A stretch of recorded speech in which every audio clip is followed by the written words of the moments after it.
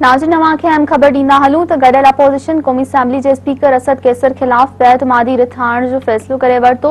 इस्लामाबाद में गॾियल अपोज़िशन जो इजलास थियो, जंहिं में नून लीग जो सदर शहबाज शरीफ, पीपल्स पार्टी जे चेयरमैन बिलावल भुट्टो ज़रदारी ऐं ॿियनि अॻवाननि शिरकत कई। इजलास में क़ौमी असेंबली जे स्पीकर ख़िलाफ़ बेएतमादी जी रिथ आणण ते इत्तफ़ाक़ कयो वियो। ज़रियनि जो चवणु आहे त एतमादी जी रिथ लाइ कमेटी ठाहिण ते बि इत्तफ़ाक़ कयो वियो। कमेटी खे बेएतमादी जी रिथ लाइ टास्क ॾिनो वेंदो।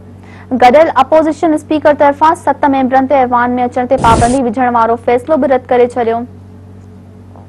अवांखे हिकु भेरो ॿियो ॿुधाए रहिया आहियूं त गॾियल अपोज़िशन क़ौमी असेंबली जे स्पीकर असद कैसर ख़िलाफ़ बेएतमादी रिथ आणण जो फ़ैसिलो करे वरितो आहे।